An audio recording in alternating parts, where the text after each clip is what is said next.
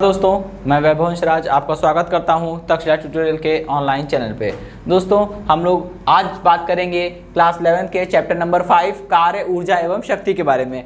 तो दोस्तों, ये हमारे इस चैप्टर का पहला लेक्चर है, तो हम लोग इसके बेसिक से चलेंगे। सबसे पहले चैप्टर का नाम पे गौर करते हैं। देखिए, चैप्टर का नाम है कार्य, ऊर्जा एवं शक्ति। ठीक है, यहाँ पे 3 टर्म है, कार्य, ऊर्जा और शक्ति। तो हमें बेसिकली इस चैप्टर में केवल और केवल यही जानना है कि कार्य क्या है, फिर ऊर्जा क्या है, फिर शक्ति से हमारा क्या मतलब है, और इन तीनों के एप्लीकेशन, ये तीनों कहाँ पे यूज हो रहे हैं। ठीक है, इनसे जुड़ी हुई कुछ थ्योरम है, कुछ रिजल्ट्स हैं जो हमको पढ़ना है, और वो आगे न्यूमेरिकल और बाकी जगह पे काम आने वाले हैं। ठीक है, तो दोस्तों, ये इस चैप्टर का जो पहला टॉपिक है वो है कार्य। हम लोग ये जानेंगे कि कार्य होता क्या है। ठीक है, तो जैसे हमने कार्य को दैनिक जीवन में खूब जाना है, हम जानते हैं, हम कहते भी हैं कि हमने आज ये काम किया या वो काम किया। ठीक है, तो काम जो हम लोग कार्य करते हैं वो कार्य अलग है और फिजिक्स वाला कार्य अलग है। ठीक है, यहाँ पे फिजिक्स वाले कार्य का मतलब होता है कि मोशन होना चाहिए। ठीक है, मोशन बहुत जरूरी है,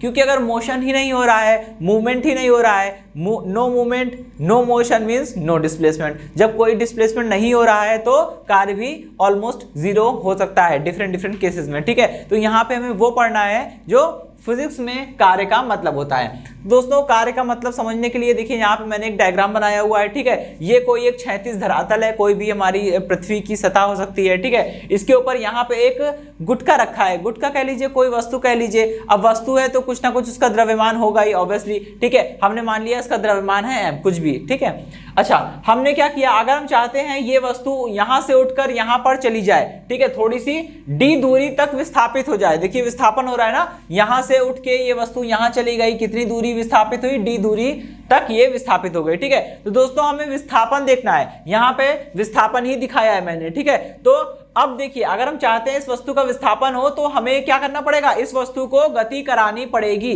और न्यूटन ने कहा था, अगर किसी वस्तु को आप गति कराना चाह रहे हैं, तो जिस दिशा में आप उसे गति कराना चाहते हैं उसी दिशा में आपको बल भी लगाना पड़ेगा। ठीक है, तो यानी कि मुझे इसको यहां से उठा के यहां शिफ्ट करना था तो मुझे बल लगाना पड़ा। ठीक है, अब यहां देखिए, यहां पे हमने एक जनरल केस लिया है, एक व्यापक स्थिति पर विचार कर रहे हैं हम लोग। ठीक है, यहां पे जो बल लगा रहे हैं वो गति की दिशा में नहीं है, क्योंकि गति तो देखिए लेफ्ट टू राइट हो रही है, left hand to right hand हो रही है मोशन। ठीक है, और जो फोर्स लग रहा है वो हॉरिजॉन्टल के साथ, यानी क्षैतिज दिशा के साथ थीटा कोण की दिशा में लग रहा है। यानी जो बल आरोपित किया जा रहा है वो गति की दिशा में ना होकर गति की दिशा से थीटा कोण बना रहा है। इतनी बात समझ में आ गई। ठीक है, अब हमें यही निकालना है कि कुल कितना कार्य हमें करना पड़ेगा। ओके, चलिए, मान लीजिए दोस्तों, ये प्रारंभिक स्थिति है वस्तु की, और वस्तु की ये प्रारंभिक स्थिति है x1 कह रहा हूं, xi बोल दे रहा हूं।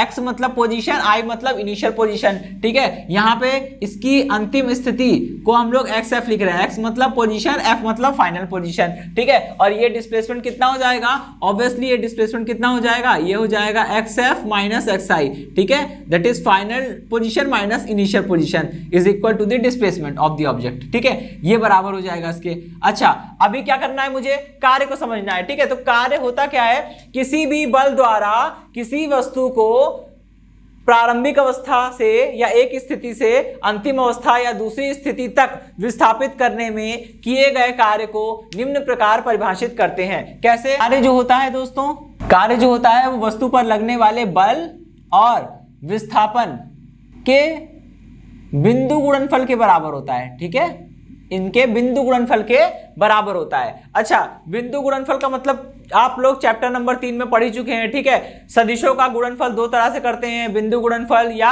अदिश गुणनफल। दूसरा होता है क्रॉस गुणनफल या सदिश गुणनफल। तो f डॉट डी लेना होता है। ठीक है, इसको आप सॉल्व करेंगे तो कितना आ जाएगा, इसको सॉल्व करने पे आ जाएगा f डी कॉस थीटा। ठीक है, यानी कि अगर किसी वस्तु पे बल लग रहा है f और वस्तु का विस्थापन है d, तो बल द्वारा वस्तु को विस्थापित करने में किया गया कार्य कैसे मिलेगा, f डॉट डी। और a डॉट बी को अगर हम लोग ओपन करते हैं तो क्या आता है, ab cos थीटा। दो सदिशों का बिंदु गुणनफल यही तो होता है। ए डॉट बी करने पर कितना आता है, ए बी कॉस थीटा, तो एफ डॉट डी करने पर कितना आएगा, एफ डी कॉस थीटा। ठीक है, तो ये तो आपका जवाब हो गया। लेकिन दोस्तों यहाँ पे अब हम बल का एक नेचर पढ़ेंगे। बल दो प्रकार के हो सकते हैं, एक होता है कांस्टेंट फोर्स, एक होता है वेरिएबल फोर्स। यानी कांस्टेंट फोर्स को हिंदी में बोलते हैं कांस्टेंट फोर्स को हिंदी में बोलते हैं नियत बल, यानी कि एक फिक्स मान होगा, बल का मान घटे बढ़ेगा नहीं। लेकिन परिवर्ती बल यानी वेरिएबल फोर्स का मतलब होता है कि फोर्स जो है, बल का मान कभी ज्यादा हो जाएगा कभी कम हो जाएगा, आप खुद नहीं बता सकते कि कब ज्यादा हुआ कब कम हुआ। ठीक है, तो वो चीज होती है परिवर्ती बल। यहाँ पे दो प्रकार के बल होते हैं। अगर बल आपका एक नियत बल है तब तो परिभाषा ये बन जाएगी। ठीक है, यदि F is equal to constant, यदि बल कांस्टेंट है तब तो ये काम कर जाएगा। लेकिन अगर बल कांस्टेंट नहीं है तो क्या करेंगे, तो देखिए यदि बल अगर परिवर्ती बल होगा, अगर आपके द्वारा लगाया गया बल एक परिवर्ती बल होगा तो हमें करना क्या होगा, हमें यहां पे परिवर्ती बल द्वारा वस्तु को अत्यंत सूक्ष्म दूरी dx या डेल्टा x कह लीजिए। ठीक है, अत्यंत सूक्ष्म दूरी डेल्टा x तक विस्थापित करने में किया गया कार्य जो होता है वो कितना होता है, एफ डॉट डेल्टा x। ये किया गया कार्य है भाई, बल लगा रहे हैं F और वस्तु को अत्यंत सूक्ष्म दूरी डेल्टा x थोड़ा सा यहां से उठा के बस यहां रख दिया, हल्का सा जरा सा विस्थापित किया है, डेल्टा x दूरी विस्थापित किया है। तो जब वस्तु को थोड़ी दूर तक के लिए गति करा रहे हैं तो किया गया कार्य भी तो छोटा होगा, वही चीज है। ठीक है, तो यहां पे हमने लिख दिया ये डेल्टा W। ठीक, तो delta W is equal to कितना आ गया, delta W is equal to F dot delta x। ठीक है, और ये डॉट प्रोडक्ट है वही बिंदु गुणनफल। ठीक, ओके, अभी देखिए क्या करेंगे। यदि मान लीजिए वस्तु को, ठीक है, यदि वस्तु को प्रारंभिक स्थिति xi से अंतिम स्थिति xf तक विस्थापित किया जाए तब किया गया कुल कार्य, ठीक है, कितना हो जाएगा भाई, तब किया गया कुल कार्य निकालना है। तो हम यहाँ पे i से लेकर xf तक समीशन कर देंगे। ठीक है, xi से लेकर xf तक समीशन कर देंगे और यहाँ लगा देंगे limit delta x tends to 0। ठीक है, ये आ जाएगा आपका W की वैल्यू। ठीक, यहां समीशन किस पे चलेगा, डेल्टा W पे चलेगा। ठीक, अच्छा, ये आपको यहां पे मैं एक चीज बताना चाहूंगा, दो चीजें होती हैं, एक होती है डिस्क्रीट चेंज, एक होता है कंटिन्यूअस चेंज। डिस्क्रीट चेंज का मतलब होता है कि चेंजेस जो होंगे वो लगातार नहीं होंगे, कुछ इंटरवल के पार्टीशन में होंगे। ठीक है, कुछ छोटे छोटे इंटरवल, कुछ छोटे छोटे अंतराल के पदों में होंगे चेंजेस। ठीक है, तो वो होता है डिस्क्रीट। कंटिन्यूअस का मतलब होता है कि बिल्कुल एकदम कंटिन्यूअस चेंज होगा, कहीं भी कोई भी एक इंटरवल के हिसाब से चेंज नहीं होगा कि इतने सेकंड से लेके इतने सेकंड में वेलोसिटी इतनी रहेगी, फिर 5 सेकंड से लेके 10 सेकंड तक वेलोसिटी बदल गई, फिर 10 से 15 सेकंड में फिर बदल गई, ऐसा नहीं। वो कंटिन्यूअसली हर एक सेकंड अगर वेलोसिटी चेंज हो रही है ना, हर एक सेकंड अगर वेलोसिटी चेंज हो रही है तो आप उसे बोल सकते हैं कि वहां पे कंटिन्यूअस चेंज है। ठीक है, मतलब सतत परिवर्तन है। तो यहाँ पे वही चीज हो रही है। हम बात करेंगे सतत परिवर्तन के लिए, तो क्या करेंगे, पहले तो हमने डिस्क्रीट चेंज के लिए, ठीक है, यानी विरक्त परिवर्तन के लिए हमने ये फॉर्मूला लिखा, इसके बाद इस पे लिमिट लगा देंगे तो अब ये सतत परिवर्तन के लिए कन्वर्ट हो जाएगा। ठीक, खैर उसको करने से पहले हम यहाँ पे काम करेंगे, इसी को ऐसे लिखेंगे, यहाँ पे इसको एज इट इज लिख देंगे, limit delta x tends to 0 और यहाँ पे चलेगा summation over xi to xf।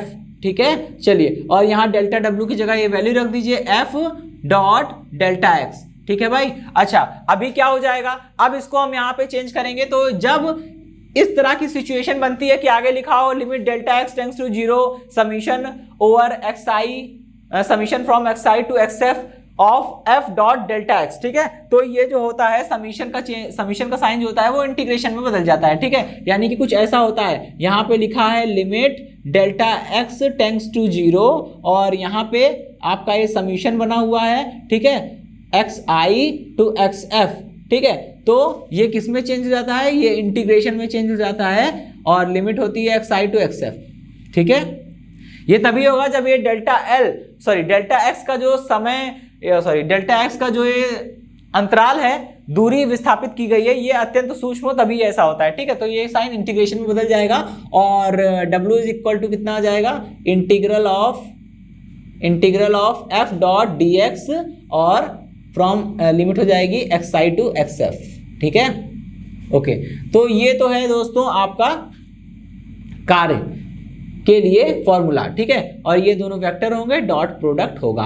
ठीक है भाई, इतनी बात समझ में आ गई। चलिए, तो ये तो हो गई कार्य की पूरी अवधारणा। अब यहाँ पे देखिए क्या क्या हो सकता है, आपको जरा इसी फॉर्मूले को देख के हम लोग कंक्लूजन निकाल सकते हैं। ठीक है, मान लीजिए अगर किसी वस्तु पे कोई बल नहीं लग रहा है, ठीक है, अगर किसी वस्तु पे कोई बल नहीं लग रहा है तो मतलब F बराबर 0 हो जाएगा।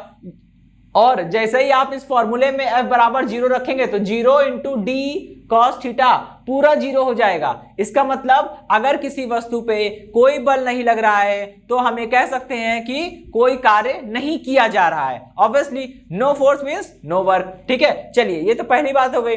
दूसरी बात, मान लीजिए कि अगर हम कुछ ऐसा करें कि बल लगा के वस्तु को विस्थापित करें और घुमा फिरा कर वहीं पर ले आए जहां से हमने उस वस्तु को विस्थापित करना शुरू किया था। पहली बार जहां पे वस्तु थी उसको घुमा फिरा के वहीं पे ले आए तो विस्थापन कितना हो जाएगा दोस्तों? 0।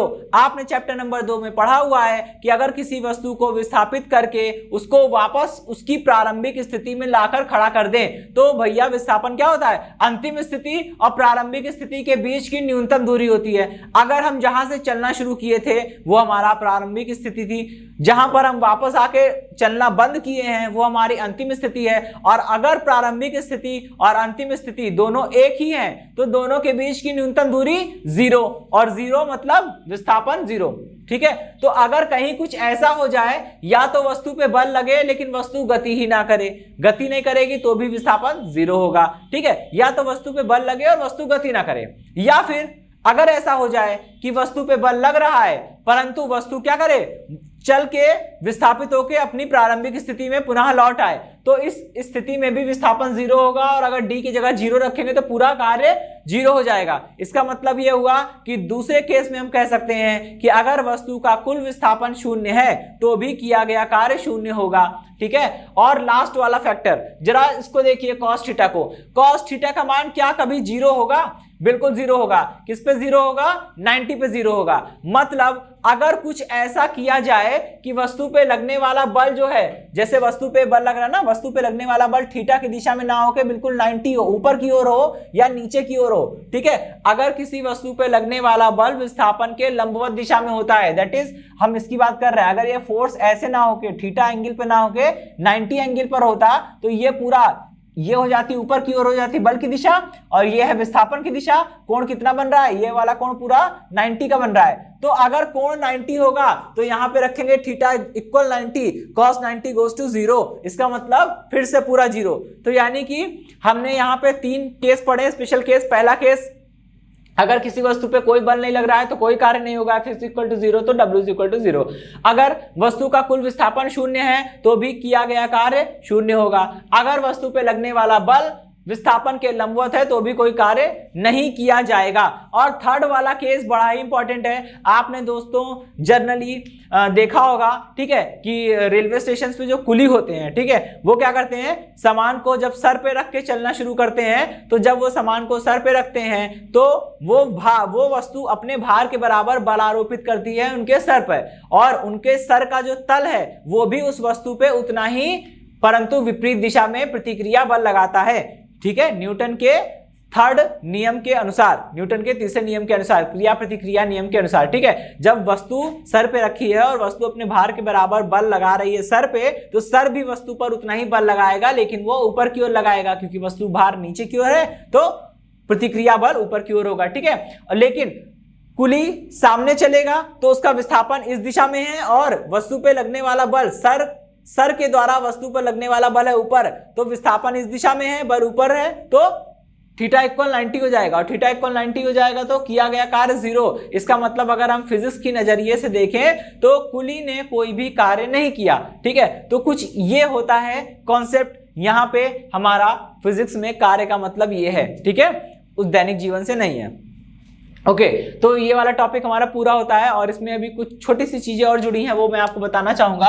जैसे पहली चीज, अगर W is equal to positive, यानी कि अगर किसी वस्तु मतलब अगर किसी प्रक्रिया में किया गया कार्य हम निकालें और अगर वो कार्य इत्तेफाक से पॉजिटिव आ जाए, ठीक है, यदि W इक्वल पॉजिटिव, यदि किसी प्रक्रिया में किए गए कार्य का हम मान निकालें, मतलब किसी प्रक्रिया में जो कार्य हो रहा है उसका मान हम निकालें और अगर वो इत्तेफाक से पॉजिटिव आ जाए तो समझ लीजिएगा कार्य हमें करना पड़ेगा, हमें अपनी ऊर्जा नष्ट करनी पड़ेगी। ठीक है, तो कार्य किया जाएगा, इसे हम लोग बोलते हैं कार्य किया गया है। ठीक, चलिए अब हम लोग बात करेंगे अपने सेकंड वाले पॉइंट के बारे में। ठीक है, यदि W इक्वल निगेटिव, अगर किसी प्रक्रिया में कार्य का मान निगेटिव आ जाए तो क्या होगा, तो कार्य हमें करना नहीं पड़ेगा बल्कि कार्य हमें क्या हो जाएगा, प्राप्त हो जाएगा। ठीक है, ऐसा भी होता है। सपोज करिए, अब मैं एग्जांपल दे रहा हूं, आपको लग रहा होगा कि कैसे कार्य प्राप्त हो गया, कैसे हम बोल रहे हैं। ठीक है, मान लीजिए फ्रिज से आपने, फ्रीजर से एक बर्फ निकाली,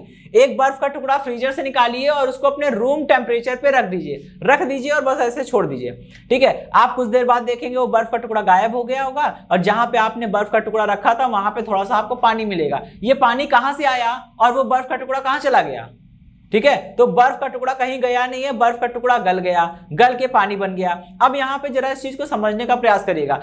बर्फ को गलाने के लिए ऊर्जा चाहिए होती है, वो ऊर्जा उसे कमरे के ताप पर बड़ी आसानी से तापीय ऊर्जा के रूप में मिल गई। तापीय ऊर्जा को ही ऊष्मा बोल रहे हैं, ऊष्मा बोलते हैं। ठीक है, तो उसको ऊष्मा मिल गई, वो अपने आप गल गया। मतलब बर्फ के गलने में जो कार्य हुआ है, ठीक है, वो आपको करना नहीं पड़ा, आपने बर्फ निकाल के बस रख दिया, वो अपने आप पिघल गई, आपको कोई अपनी ताकत खर्च नहीं करनी पड़ी। ठीक है, तो इस प्रक्रिया में कार्य हमें प्राप्त हो जाता है। और कार्य प्राप्त होने का दूसरा एग्जांपल देता हूं। मान लीजिए आपने किसी स्प्रिंग को खींचा, अभी इस चैप्टर में हम लोग स्प्रिंग की गति पढ़ेंगे। ठीक है, अगर आपने किसी वस्तु को, मतलब स्प्रिंग से बनी हुई किसी वस्तु को ऐसे खींचा या किसी स्प्रिंग को खींचा, जब आप स्प्रिंग को खींचेंगे तो आपको अपनी ताकत खर्च करनी पड़ेगी। मतलब स्प्रिंग को खींचने में आपको, जो स्प्रिंग को खींचने में जो कार्य आएगा वो पॉजिटिव होगा। क्यों? क्योंकि आपने अपनी ऊर्जा खर्च करी है, आपकी ऊर्जा खर्च हो रही है स्प्रिंग को खींचने में, तो कार्य किया जाएगा और हमारी ऊर्जा खर्च होगी और वो कार्य पॉजिटिव आएगा। इसका उल्टा, जैसे ही आप स्प्रिंग को छोड़ देंगे वो स्प्रिंग वापस अपनी प्रारंभिक लंबाई में आ जाएगी। ऐसा आप अपने अनुभव से समझ सकते होंगे कि जब स्प्रिंग को खींचेंगे तो खींच जाएगी, जैसे ही बल हटा लेंगे, छोड़ देंगे, वापस वो स्प्रिंग चपक जाएगी जैसे पहले थी। ठीक है, तो जब आपने स्प्रिंग को छोड़ा, वापस स्प्रिंग अपनी प्रारंभिक अवस्था में आ गई और उसको वापस लाने के लिए तो आपने कोई कार्य नहीं किया, बिल्कुल। तो उस स्थिति में कार्य का मान निगेटिव आएगा और वो कार्य आपको प्राप्त हो जाएगा। ठीक है, मान लीजिए ये जैसे पेन है, इसको मैं ऐसे अभी पकड़ा हूं हवा में। ठीक है, तो हवा में मैं इसे पकड़े हुए हूं तो मेरी ऊर्जा खर्च हो रही, मैं इसे पकड़ा हूं, इसमें मेरी ऊर्जा खर्च हो रही है। अभी हम अपना हाथ हटा लेंगे, ये पेन अपने आप नीचे आ जाएगा। तो जैसे मैंने अपना हाथ हटाया, इस पेन को नीचे तक लाने में हमें कोई कार्य नहीं करना पड़ा। ठीक है, वो कार्य किसने किया? गुरुत्वाकर्षण बल ने किया। गुरुत्वाकर्षण बल आगे आने वाले चैप्टर में हम लोग पढ़ेंगे। ठीक है, तो ये सब एग्जांपल होते हैं कार्य प्राप्त होने के। यहां देखिए पेन को छोड़ दिया, पेन अपने आप जमीन पर आ रहा है, कोई कार्य नहीं करना पड़ रहा, हमें पेन को ऐसे दबा के नीचे ले जाने की जरूरत नहीं पड़ रही है, वो अपने आप नीचे आ जा रहा है, मतलब वो कार्य प्राप्त हो रहा है। ठीक है, तो ये 2 पॉइंट हो गए। थर्ड पॉइंट में दोस्तों क्या है? थर्ड पॉइंट में ये है, मान लीजिए अगर हम कोई एक ग्राफ बनाते हैं, ठीक है, या हमें कोई ग्राफ मिलता है बना बनाया, और वो ग्राफ अगर ऐसा हो कि उसके वाई अक्ष पे क्या हो? बल हो, और एक्स अक्ष पे क्या हो? विस्थापन हो। जैसे सपोज करिए मैं इसकी बात कर रहा हूं। ठीक है, अगर मान लीजिए आपको एक वक्र मिले, आपको एक ग्राफ मिले, वो ग्राफ ऐसा हो कि वाई अक्ष पे क्या हो? बल हो, और एक्स अक्ष पे क्या हो? एक्स अक्ष पे विस्थापन हो। तब इस प्रक्रिया में, इस ग्राफ को देखकर अगर आपसे यह पूछ लिया जाए कि भैया किए गए कार्य का जरा मान बताइए, तो करना क्या होगा? करना कुछ नहीं है, बस इतना ध्यान रखिएगा कि जैसा भी ग्राफ मिले उसको समझिएगा और उसके बाद उस ग्राफ के द्वारा घेरा गया क्षेत्रफल ये। ठीक है दोस्तों, हमारा थर्ड पॉइंट क्या है कि अगर हम किसी वस्तु की गति के लिए वस्तु पर लगने वाले बल को वाई अक्ष तथा विस्थापन को एक्स अक्ष पर रखकर एक वक्र खींचते हैं, तब इस प्रकार प्राप्त वक्र को हम लोग क्या बोलते हैं? इस प्रकार प्राप्त वक्र को हम लोग बोलते हैं बल विस्थापन वक्र। ठीक है, और अगर किसी बल विस्थापन वक्र को आप देखेंगे तो वक्र तथा एक्स अक्ष के मध्य घिरे भाग का जो क्षेत्रफल होता है उसी का मान हमारे किए गए कार्य के बराबर होता है। ठीक है, जो भी कार्य का मान पूछेगा बस हमको इतना करना होगा कि ये घिरे भाग का क्षेत्रफल निकालना है बस। ठीक है, इस पे कुछ क्वेश्चंस भी मैं कराऊंगा। अभी तक जैसे हमने चैप्टर नंबर 3 में हमने क्या किया था? एक वस्तु गति कर रही थी, उसके द्वारा किए गए कार्य का मान निकालना था, क्या किया था? ठीक है दोस्तों, अभी जैसे हमने चैप्टर नंबर 3 में हमने पढ़ा था कि दूरी का मान निकालना होता था, तो हम लोग क्या करते थे? वेग समय वक्र के मध्य जो क्षेत्रफल जो घिरा हुआ था वक्र और एक्स अक्ष के बीच में जो क्षेत्रफल घिरा हुआ था उसका हमने उसी क्षेत्रफल का मान निकाल लिया था और उस क्षेत्रफल का मान वस्तु के द्वारा चली गई दूरी या विस्थापन के बराबर हुआ करता था। बिल्कुल वैसा ही है, ठीक है। तो ये तीनों पॉइंट हो गए। अब हम लोग अपने अगले टॉपिक की ओर बढ़ते हैं जो कि है गतिज ऊर्जा। गतिज ऊर्जा बहुत छोटा सा टॉपिक है लेकिन इसके यूज बहुत हैं, ठीक है। मतलब बहुत आगे जगह जगह पे काम आने वाला है। तो एक छोटी सी चीज है और इसका नाम आप लोग पहले भी सुन चुके होंगे। चैप्टर नंबर 1 में आपको बताया गया था गतिज ऊर्जा, स्थितिज ऊर्जा, और दोनों ही हमें यहाँ पे इस चैप्टर में पढ़ने को मिलेगा, ठीक है। सबसे पहले हम लोग बात करते हैं गतिज ऊर्जा की। तो दोस्तों गतिज ऊर्जा का मतलब ही है, नाम से लग रहा है गतिज मतलब गति की अवस्था की बात होगी, ठीक है। आप खुद समझिएगा। अगर मान लीजिए कोई एक पत्थर है, ठीक है, वो आप पे ऊपर से थोड़ी ऊपर से गिरे तो आपके सर पे कम चोट लगेगी, लेकिन अगर वही कंकड़ या वही पत्थर और ज्यादा ऊंचाई से फेंका जाए तो आपको ज्यादा चोट लगेगी, ठीक है। बिल्कुल वैसा ही अगर जैसे मान लीजिए आप अपने हाथ पे कोई छड़ी मारते हैं तो अगर आप अपने हाथ पे छड़ी को बहुत दूर ले जाके तब मारेंगे तो ज्यादा चोट लगेगी, अगर पास से मारेंगे तो कम चोट लगेगी। बिल्कुल वैसा ही। क्यों ऐसा हो रहा है, ठीक है, इस चीज को समझने का प्रयास करेंगे हम लोग, ठीक है। जैसे अगर कोई बुलेट होती है, अगर वो किसी पिस्टल से फायर की जाए तो ज्यादा चोट लगेगी, अगर वही बुलेट हम ऐसे फेंक के मारेंगे तो कम चोट लगेगी। ऐसा क्यों होता है? क्योंकि यहां पे फर्क पड़ता है केवल और केवल वस्तु के वेग का। वस्तु का वेग जितना ज्यादा होगा उतनी ज्यादा चोट हमें लगेगी, ठीक है। तो ऐसा इसलिए होता है क्योंकि जब वस्तु का वेग ज्यादा होता है तो वस्तु की गतिज ऊर्जा ज्यादा होती है, ठीक। तो यानी गतिज ऊर्जा का मतलब क्या है? गतिज ऊर्जा का मतलब होता है कि अगर कोई भी वस्तु गति कर रही है, उसके पास वेग होगा, ठीक है, तो बस किसी भी गतिमान वस्तु के पास उसके वेग के कारण यानी उसकी गति के कारण जो ऊर्जा होती है उसे हम लोग गतिज ऊर्जा कहते हैं, ठीक है। किसी भी वस्तु के पास उसकी गति के कारण जो ऊर्जा होती है उसे गतिज ऊर्जा कहते हैं। यदि किसी वस्तु का द्रव्यमान m है और उसका वेग कितना है v है, तब हमें उसकी गतिज ऊर्जा का मान कितना मिलेगा? k = ½ mv², ठीक। अगर किसी वस्तु का द्रव्यमान m है, वेग v है, तब उसकी गतिज ऊर्जा का मान k = ½ mv² होता है, ठीक। इतनी बात समझ में आ गई? अच्छा, अभी देखिए, ठीक, ऊर्जा कैसी राशि होगी? ऊर्जा एक अदिश राशि होगी। आपको पहले ही चैप्टर में बताया गया था कि ऊर्जा चाहे किसी भी रूप में हो उसकी विमाएं एक ही रहती है, ठीक है। और ऊर्जा अगर अदिश राशि है तो गतिज ऊर्जा सदिश नहीं हो जाएगी, गतिज ऊर्जा भी अदिश होगी। और ये अदिश है कैसे, इसको हम अभी प्रूफ भी करेंगे, थोड़ा सा वेट करिए, ठीक है। चलिए, इतनी बात समझ आ गई। अब यहाँ पे लिखेंगे कैसी ये राशि है, ये राशि ये एक अदिश राशि है, ठीक। और दूसरा क्या है इसका? मात्रक। मात्रक क्या होगा इसका भाई? जो ऊर्जा का मात्रक होता है जूल, ठीक है, ऊर्जा का मात्रक होता है जूल। तो जो ऊर्जा का मात्रक है वही गतिज ऊर्जा का मात्रक है, क्योंकि गतिज ऊर्जा भी तो एक प्रकार की ऊर्जा ही है ना, ठीक है। तो मात्रक क्या हो जाएगा? जूल हो जाएगा, ठीक। और जूल दोस्तों कार्य का मात्रक भी होता है, ठीक है। कार्य का मात्रक जूल भी आएगा और कार्य का मात्रक न्यूटन इंटू मीटर भी आएगा, क्योंकि बल इंटू विस्थापन होता है तो न्यूटन इंटू मीटर भी हो जाएगा, ठीक। तो अदिश राशि है, मात्रक इसका जूल है, और हम लोग इसकी विमा की बात करते हैं, ठीक है। तो विमा क्या है इसकी? विमा हो जाएगी इसकी ml2t-2, ठीक है, ml2t-2।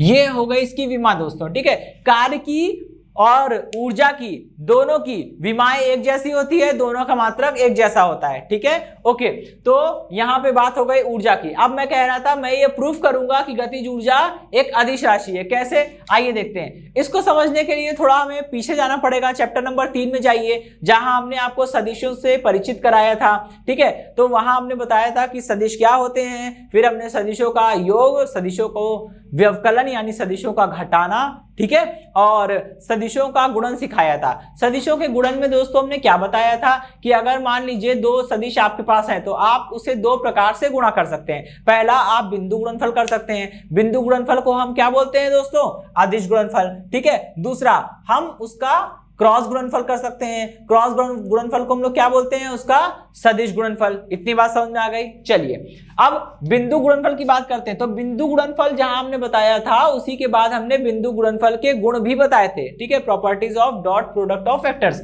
उसमें हमने बताया था कि अगर किसी वेक्टर का उसी वेक्टर के साथ डॉट प्रोडक्ट करें ठीक है, अगर किसी वेक्टर का उसी वेक्टर के साथ डॉट प्रोडक्ट करते हैं तो कितना आता है, ये आता है a इंटू ए, क्योंकि a डॉट बी का मतलब क्या होता है, a इंटू बी, यानी a मतलब पहला वेक्टर इंटू b मतलब दूसरा वेक्टर, और फिर यहां पे आएगा कॉस ऑफ एंगल, और दोनों वेक्टर एक ही हैं। तो दोस्तों अब हम लोग आइए देखते हैं कि कैसे गतिज ऊर्जा एक अदिश राशि है। ठीक है, उसको समझने के लिए हम लोग जरा पीछे चलेंगे चैप्टर नंबर 3 में, जो हमने बताया था सदिशों का गुणन। तो मैंने ये बताया था सदिशों का गुणन दो तरह का होता है, बिंदु गुणनफल यानी कि अदिश गुणनफल, और दूसरा होता है क्रॉस गुणनफल यानी कि सदिश गुणनफल। मैं यहाँ पे बिंदु गुणनफल की बात अभी कर रहा हूं। ठीक है, अब जहां मैंने बिंदु गुणनफल पढ़ाया था आपको, वहां मैंने बिंदु गुणनफल के गुण भी बताए थे। ठीक है, तो उसी गुण में से एक गुण ये था दोस्तों कि अगर हम किसी वेक्टर का उसी वेक्टर के साथ डॉट प्रोडक्ट करते हैं तो कितना आएगा, आपको पता है a डॉट बी करने पर कितना आता है, a डॉट बी करने पर आता है a इंटू बी, और ये कॉस थीटा। थीटा क्या होता है, दोनों के बीच का एंगल। बिल्कुल भाई, यहाँ पे पहला वेक्टर है a, तो a की जगह पे a आ गया, लेकिन यहाँ देखिए दूसरे वेक्टर b की जगह भी a लिखा हुआ है, तो कोई बात नहीं, यहाँ भी b की जगह क्या आ जाएगा, a आ जाएगा। और भैया थीटा क्या होता है, दोनों वेक्टर्स के बीच का एंगल। जब दोनों वेक्टर एक ही हैं तो कोई भी वेक्टर अपने साथ कितने का एंगल बनाता है, 0 डिग्री का एंगल बनाता है। तो यहां पे रखेंगे 0, और cos 0 कितना होता है, cos 0 हो जाएगा 1, cos 0 हो जाएगा 1, तो a इंटू ए मिलकर कितना हो जाएगा, ये पूरा बन जाएगा a स्क्वायर। ठीक है, अच्छा अब यहां पे इसको रखिए जरा, ये हो जाएगा k इज इक्वल टू 1/2, और यहां पे हो गया m v स्क्वायर। जैसे हम लोग a स्क्वायर को लिख सकते हैं a डॉट ए, ठीक है, लेकिन कब, जब a एक वेक्टर रहा हो। वही काम तो यहां पे हो रहा है। यहां क्या है, v क्या है, v एक वेग है, वेग का वेक्टर। ठीक है, मतलब वेग एक वेक्टर है ना, वेलोसिटी एक वेक्टर है। जब वेक्टर है तो हम v स्क्वायर को लिख सकते हैं v डॉट v। ठीक है, vector v dot vector v। ठीक है भाई, चलिए यही काम तो यहां किया गया है ना, बिल्कुल यही वाला लॉजिक हमने अप्लाई किया कि a स्क्वायर बराबर a डॉट ए होता है, वैसे v स्क्वायर बराबर v डॉट v होगा। ठीक, अब सबको छोड़ दीजिए, केवल इतने हिस्से को देखिए। आप जानते हैं दोस्तों कि जब भी किसी वेक्टर का किसी भी वेक्टर के साथ डॉट प्रोडक्ट करते हैं तो जो आता है वो क्या होता है, एक स्केलर होता है बस। यानी कि a डॉट ए, भले a पहले एक वेक्टर था, लेकिन a के साथ डॉट करने पर जो मिला है a स्क्वायर, वो क्या हो गया, वो एक स्केलर हो गया, वो एक अदिश राशि हो गई। ठीक है, बिल्कुल डिक्टो वैसा ही कॉन्सेप्ट यहां पे लगता है। v का, भले v वेलोसिटी है, वेग है, और वो एक वेक्टर भी है, परंतु जब v डॉट v करेंगे तो जो आएगा v स्क्वायर, वो क्या हो जाएगा, वो एक स्केलर हो जाएगा। ठीक है, तो यानी ये पूरा हिस्सा एक स्केलर है, अदिश राशि है। द्रव्यमान तो पहले से ही अदिश होता है, और 1/2 की तो बात ही ना करिए, वो संख्या है। ठीक, तो ये पूरा क्या हो जाएगा, ये पूरी एक अदिश राशि हो जाएगी। ठीक, इसलिए गतिज ऊर्जा एक अदिश राशि है। ठीक, और कार्य भी एक अदिश राशि थी। क्यों, क्योंकि कार्य बराबर कितना आया था दोस्तों, कार्य बराबर आया था f डॉट डी। आप खुद सोचिए, d विस्थापन है, एक सदिश राशि है मतलब वेक्टर है, f बल है, एक सदिश राशि है मतलब वेक्टर है। और जब आप दो वेक्टर का डॉट करेंगे, दो वेक्टर का डॉट करने पर जो आता है वो क्या होता है, वो एक स्केलर होता है। तो दो वेक्टर का डॉट करेंगे, जो आएगा वो एक स्केलर होगा, इसलिए कार्य एक अदिश राशि है। ठीक है, तो दोस्तों टीचर जो है वाइवा में ये क्वेश्चंस आपसे पुटअप कर सकते हैं कि कैसे आप कह सकते हो कि कोई भी कि गतिज ऊर्जा एक अदिश राशि है। टीचर कहेंगे प्रूफ करिए, सिद्ध करिए। तो छोटा सा लॉजिक देना होगा, ये चीज करके आपको दिखानी होगी कि हम v स्क्वायर को v डॉट v लिख सकते हैं, और जब v डॉट v करेंगे तो ये स्केलर आएगा, और द्रव्यमान तो स्केलर होता ही होता है, तो पूरा सब कुछ मिला के स्केलर इंटू स्केलर मतलब पूरी राशि एक स्केलर हो जाएगी, एक अदिश राशि हो जाएगी। ठीक है, वैसे ही कार्य एक अदिश राशि है, प्रूफ करने के लिए ये फॉर्मूला लिखेंगे, और यहां से साफ देख सकते हैं हम लोग कि दो वेक्टर का डॉट कर रहे हैं, इसलिए कार्य का मान जो आएगा वो एक स्केलर होगा, एक अदिश राशि होगी। ठीक है दोस्तों, अब हम लोग चलते हैं अपने नेक्स्ट टॉपिक की ओर, बढ़ेंगे अपने नेक्स्ट टॉपिक की ओर, जिसका नाम है कार्य ऊर्जा प्रमेय। ठीक है, तो दोस्तों ये पहले तो आपको ये बताना चाहेंगे कि ये टॉपिक जो है, मतलब कार्य ऊर्जा प्रमेय जो है, ये मोस्ट इंपॉर्टेंट है। ठीक है, क्योंकि ये थ्योरी में भी आपसे पूछी जा सकती है कि भाई कहेंगे कि कार्य ऊर्जा प्रमेय से आप क्या समझते हैं और इसको सिद्ध कीजिए। ठीक है, तो पहले हम लोग क्या करेंगे, इस प्रमेय को समझेंगे, इसका रिजल्ट ड्राइव करेंगे, और फिर इसका स्टेटमेंट, उसी फॉर्मूला जो निकल के आएगा ना दोस्तों, उसी से हम लोग इस प्रमेय को बनाएंगे, इस प्रमेय को कहना सीखेंगे, ताकि हमको याद करने वाला काम ना करना पड़े। ठीक है, इसको रटना ना पड़े। अच्छा, अभी क्या है, तो सबसे पहले तो ये इंपॉर्टेंट है तो यहाँ मैं स्टार बना रहा हूँ, आप इसको समझिएगा, ठीक है। जितने भी टॉपिक में स्टार बनाता हूँ उसको अपने नोट्स पे स्टार बना लीजिएगा, वो इंपॉर्टेंट है, ठीक है। ओके, अभी कार्य ऊर्जा प्रमेय को समझते हैं। देखिए इसमें क्या हो रहा है, इसमें यहाँ पे एक वस्तु रखी है, ये कोई धरातल है, पृथ्वी का तल हो सकता है, मेष का तल हो सकता है, कुछ भी हो सकता है। इस तल पे कोई एक वस्तु रखी है, बिल्कुल पहले जैसा डायग्राम बन गया है, ठीक है।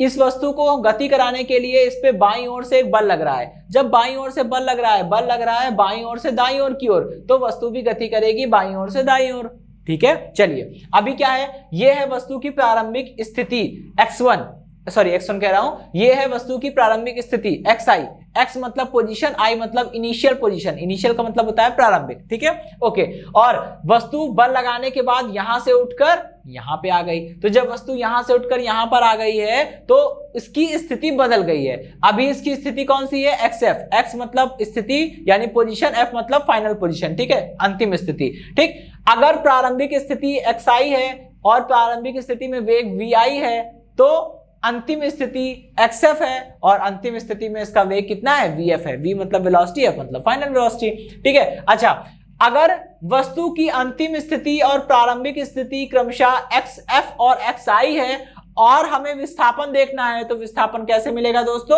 अंतिम स्थिति में से प्रारंभिक स्थिति को माइनस कर दीजिए। अंतिम स्थिति xf से प्रारंभिक स्थिति xi को माइनस करेंगे तो ये विस्थापन मिल जाएगा, ठीक है। चलिए भाई, अब हमें करना क्या है, कार्य ऊर्जा प्रमेय को समझना है। तो कार्य ऊर्जा प्रमेय इसलिए भी इंपॉर्टेंट है दोस्तों क्योंकि मैं कुछ क्वेश्चंस करा के आपको ये साबित करूंगा, इसकी योग्यता, इसकी उपयोगिता बताएंगे हम आपको, ठीक है। कुछ क्वेश्चंस दोस्तों ऐसे होते हैं कि वैसे वो लेंदी होते हैं, अगर हम वहां पे न्यूटन लॉ ऑफ इक्वेशन का या न्यूटन लॉ ऑफ मोशन का यूज करते हैं, ठीक है, तो वो क्वेश्चन काफी लेंदी हो जाते हैं। लेकिन अगर उन्हीं क्वेश्चंस पे हम कार्य ऊर्जा प्रमेय को अप्लाई करते हैं तो वो क्वेश्चन बहुत ही इजीली हो जाते हैं हमसे, ठीक है। तो कार्य ऊर्जा प्रमेय पढ़ना इसलिए भी इंपॉर्टेंट है क्योंकि बड़े बड़े क्वेश्चन में कार्य ऊर्जा प्रमेय लगाने से वो बड़ी आसानी से हल हो सकते हैं, ठीक। ओके, चलिए सबसे पहले समझिएगा, ये वस्तु गति कर रही है, ठीक है। तो जब गति कर रही होगी, प्रारंभिक वेग इसका vi है, मान लिया, अंतिम वेग इसका vf है, मान लिया। लेकिन दोस्तों जब ये वस्तु यहाँ कहीं बीच में होगी, प्रारंभिक स्थिति से थोड़ा सा आगे, अंतिम स्थिति से थोड़ा सा पीछे, कहीं बीच में रही होगी, तो इसका वेग हमने मान लिया v है। अगर किसी क्षण वस्तु का वेग है v, ठीक है, और द्रव्यमान है m, तो उसकी गतिज ऊर्जा का मान कितना हो जाएगा, हाफ mv²। ये वस्तु की गतिज ऊर्जा का मान हो जाएगा, इक्वेशन नंबर 1, ठीक। अब हम क्या करेंगे दोस्तों, अब हम इसको समय के सापेक्ष अवकलन करेंगे, ठीक है। दोनों पक्षों में समय के सापेक्ष अवकलन करेंगे, इधर हो जाएगा dk/dt और इधर बन जाएगा d/dt ऑफ, ये पूरा ब्रैकेट में रखेंगे, d/dt ऑफ 1/2 m × v², ठीक है भाई। चलिए अभी देखिए क्या बन जाएगा, ये बन जाएगा dk/dt इक्वल टू, ये 1/2 कांस्टेंट है, बाहर आ जाएगा, m भी कांस्टेंट है क्योंकि द्रव्यमान बदल नहीं रहा है, ठीक है। द्रव्यमान तो वस्तु का फिक्स है ना, वो तो बदलेगा नहीं, वो बाहर आ जाएगा। अभी क्या है, v² का हम करेंगे तो ये बनेगा d/dt ऑफ v², केवल v² का जो है अवकलन होगा, ठीक है। अच्छा, अभी यहाँ पे हमने एक चीज पढ़ी हुई है कि अगर हम यहाँ पे इस तरह का अवकलन करते हैं d/dt ऑफ x², ठीक है, तो x की पावर n, ठीक है, तो कितना आ जाएगा, ये आ जाएगा nx की पावर n-1 और यहाँ पे बन जाएगा dx/dt, ठीक है। ऐसा इसलिए हो रहा है दोस्तों क्योंकि फलन जो है वो x का है, फंक्शन x का है और हम t के सापेक्ष अवकलन कर रहे हैं, इसलिए यहाँ पे dx/dt आ रहा है। अगर सपोज करिए, अगर हम x के सापेक्ष ही अवकलन करें, अगर हम अवकलन करें x के सापेक्ष और फंक्शन भी यानी फलन भी x का हो, तो लास्ट में बनेगा dx/dx और वो 1 हो जाएगा, ठीक। चलिए, तो यही चीज यहाँ पे अप्लाई करनी है। फंक्शन, फलन काहे का है, फलन है v का, फंक्शन है v का और t के सापेक्ष अवकलन कर रहे हैं, तो थोड़ा सा ध्यान रखेंगे इस चीज का, ठीक है। कितना बन जाएगा, dk/dt is equal to 1/2 m और ये बन जाएगा 2 × v, क्योंकि जो पावर होती है वो आगे आ जाती है, फिर उसी पावर में से एक माइनस हो जाता है, ठीक है। तो पावर थी 2 तो 2 आगे आ गया, फिर पावर में से 1 माइनस करना है, पावर 2 थी 1 माइनस हो गया तो 2 - 1 दैट इज 1 और v की पावर 1 है तो लिखने की आवश्यकता नहीं है, वो तो अंडरस्टूड है ना कि भाई v की पावर 1 है। चलिए अभी लास्ट में कितना बनेगा, dv/dt, ठीक। चलिए इसको थोड़ा अरेंज कर लेते हैं, 2 से 2 कट जाएगा, कितना बन जाएगा यहाँ पे दोस्तों, ये बन जाएगा m into dv by dt, ठीक है, m into dv by dt, और ये बन गया v, ठीक। ये क्या, और इधर क्या लिख सकता हूं मैं, इसको लिख सकता हूं dk अपॉन dt, ठीक है। चलिए भाई अभी यहां पे आ जाते हैं, तो ये बन गया dk upon dt equal to, यहां देखिए ये क्या है, ये बन जाएगा m इंटू a, क्योंकि dv अपॉन dt क्या होता है, वेग परिवर्तन की दर ही तो त्वरण होती है ना। चलिए भाई, तो यहां पे मैं लिख दे रहा हूं since dv upon dt equal a, इसलिए मैंने वहां पे a लिख दिया, ठीक। और m इंटू ए, न्यूटन के गति का दूसरा नियम, m इंटू ए बराबर होता है F, यानी बल, किसी वस्तु पे लगने वाला बल मतलब वस्तु का द्रव्यमान इंटू उसमें उत्पन्न होने वाला त्वरण। कहां से आया, Newton second law of motion से आया, ठीक है, न्यूटन के गति के दूसरे नियम से आया।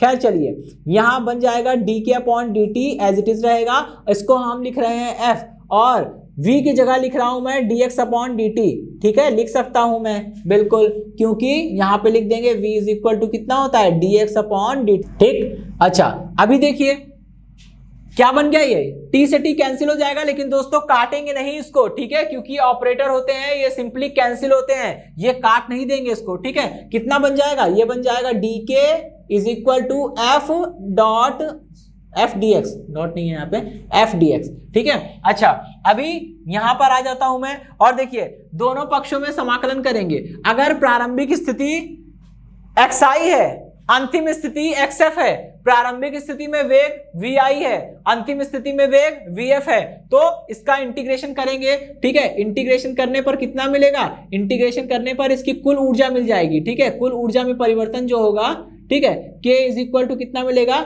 इंटीग्रेशन करेंगे किसका, k dk का इंटीग्रेशन करेंगे, और लिमिट कितनी रखेंगे, लिमिट रखेंगे प्रारंभिक स्थिति xi और अंतिम स्थिति xf, ठीक है। चलिए, और यहां पे एक चीज हम और देख लेंगे दोस्तों, जरा देखिए ये क्या बन रहा है, dk is equal to f dot dx, क्या होता है, f डॉट dx, ये बन जाएगा कार्य, तो ये हो गया dw, ठीक। इक्वेशन नंबर 1 मानी थी, इसको इक्वेशन नंबर 2 बोल रहे हैं हम लोग। दोनों पक्षों में समाकलन करिए दोस्तों, यहां से कितना हो जाएगा, ये हो जाएगा dk दर dw, ठीक है। लिमिट लिखेंगे, xi है अंतिम स्थिति, सॉरी प्रारंभिक स्थिति, और ये xf है अंतिम स्थिति, ठीक है। यहां भी यही कर रहे हैं, प्रारंभिक स्थिति xi, अंतिम स्थिति xf, इसको सॉल्व कर लेंगे तो ये बन जाएगा k, और लिमिट रखना शुरू करेंगे, पहले अंतिम सीमा रखते हैं, ठीक है। चलिए अच्छा, इसको बाद में लिखेंगे हम लोग, पहले केवल इंटीग्रेशन करने पे जो आ रहा है वो लिख देते हैं, ठीक है। ये xf, और ये तो dw का समाकलन करेंगे, पूरा कार्य मिल जाएगा, और ये किया गया कुल कार्य है, ठीक है। तो किया गया कुल कार्य इज इक्वल टू कितना हो जाएगा, अंतिम गतिज ऊर्जा माइनस प्रारंभिक गतिज ऊर्जा, ठीक है, और अंतिम गतिज ऊर्जा माइनस प्रारंभिक गतिज ऊर्जा, अंतिम स्थिति में गतिज ऊर्जा माइनस प्रारंभिक स्थिति में गतिज ऊर्जा, इसका मतलब होता है गतिज ऊर्जा में टोटल कितना चेंज हुआ है, ठीक है। तो बस यही होता है वर्क एनर्जी थ्योरम, ये आ गया W is equal to delta K, ठीक। इसका मतलब अब देखिए, अगर आपको केवल ये तीसरी वाली समीकरण याद है तो आपको परिभाषा रटने की आवश्यकता नहीं पड़ेगी, परिभाषा खुद बन जाएगी। वर्क एनर्जी थ्योरम, कार्य ऊर्जा प्रमेय का केवल और केवल इतना सा रिजल्ट है कि W is equal to delta into K. दिमाग में इतना रखना है कि कार्य ऊर्जा प्रमेय कहीं भी यूज करेंगे तो बस इतना ध्यान रखना है, W is equal to delta K. W क्या है, किया गया कुल कार्य, और डेल्टा के क्या है, डेल्टा के है ऊर्जा में परिवर्तन, गतिज ऊर्जा में परिवर्तन। परिवर्तन का मतलब अंतिम गतिज ऊर्जा माइनस प्रारंभिक गतिज ऊर्जा। भाई अगर हमें ये देखना है कि हमारे पास कितना परिवर्तन हुआ है तो क्या करेंगे, अंतिम माइनस प्रारंभिक करेंगे, तभी तो परिवर्तन मिलेगा, ठीक है। जैसे मान लीजिए आज अभी आपके पास 50 रुपए हैं, बाद में 100 हो गए, तो आपको ये देखना है कितने का परिवर्तन हुआ। तो अंतिम स्थिति में आपके पास 100 रुपए थे तो 100 माइनस प्रारंभिक स्थिति में 50 थे तो 50, 100 माइनस 50 करेंगे तो प्लस का 50 आ रहा है, प्लस आ रहा है, इसका मतलब आपके पास 50 रुपए बढ़ गए। घट रहे होंगे तो माइनस 50 आएगा, मतलब आपके पास 50 रुपए कम हो गए, ठीक है। खैर वही काम हमको यहाँ पे करना है। तो कार्य ऊर्जा प्रमेय को अगर लिखना चाहेंगे, परिभाषा कैसे बनाएंगे कि कार्य ऊर्जा प्रमेय के अनुसार किस बल द्वारा, कार्य ऊर्जा प्रमेय के अनुसार बल द्वारा किसी वस्तु को प्रारंभिक स्थिति से अंतिम स्थिति तक विस्थापित करने में किया गया कुल कार्य वस्तु की अंतिम तथा प्रारंभिक स्थितियों में गतिज ऊर्जाओं के अंतर के बराबर होता है। ठीक, या इसको दूसरे तरीके से थोड़ा सा पेश करेंगे तो ऐसा बोल सकते हैं कि कार्य ऊर्जा प्रमेय के अनुसार बल द्वारा किसी पिंड को प्रारंभिक अवस्था से अंतिम अवस्था तक विस्थापित करने में किया गया कुल कार्य वस्तु की गतिज ऊर्जा में होने वाले परिवर्तन के बराबर होता है। ठीक है, तो ये है कार्य ऊर्जा प्रमेय। दोस्तों, आज के इस सेशन में हमने जो पढ़ा उसके रिटन नोट्स प्राप्त करने के लिए डिस्क्रिप्शन में दिए गए लिंक पे जाके क्लिक कीजिए। दोस्तों, आज के सेशन में इतना ही, मिलता हूं नेक्स्ट सेशन में। धन्यवाद।